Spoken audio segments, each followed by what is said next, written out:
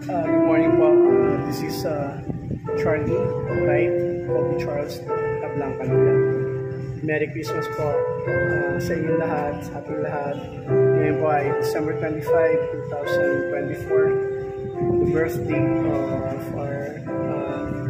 the birthday of our Savior Lord Jesus Christ. Who was leading us, siyempre, save us.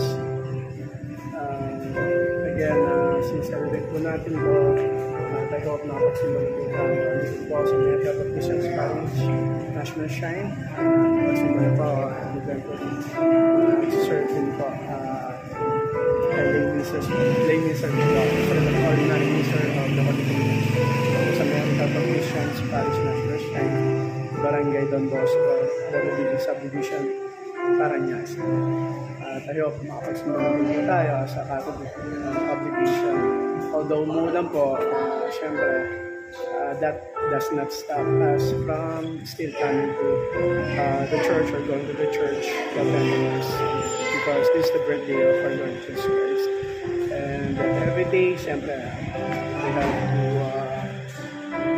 give thanks to our Lord Jesus Christ, or God the Father, God the Son, and the Holy Spirit, for all the blessings, good health, guidance, protection na binibigay sa atin, sa akin pa personally, sa aking mga pamilya, relatives, and friends. At maraming salamat po, Papa Jesus Christ, God the Father, God the Son, and the Holy Spirit. And siyempre, every day, we have to, we have to say thank you for all the blessings that mag-pray tayo. And siyempre, mag-forgive po sa ating mga pagkakasal. And yun nga po, dito po sa facade ng Mary Help of Bishop Parish National Shrine. 10 a.m. po yung next Mass dito sa Mary Help of Bishop Parish National Shrine. And always stay safe po tayo. And wala pong pasok kasi buti na sa aming work. Wala pong pasok, holiday. Sa call center agents at BGC po ako nag-work. And again, thank you Lord for all the blessings, guidance, and protection for all of us. Happy birthday po, Papa Jesus Christ. Thank you for saving us. And birthday din po ng aking wife na 7 months in Netherlands.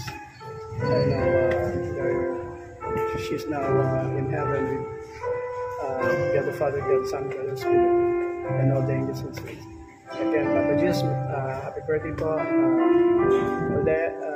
Merry Christmas to all of us. May God bless, protect, and guide us always.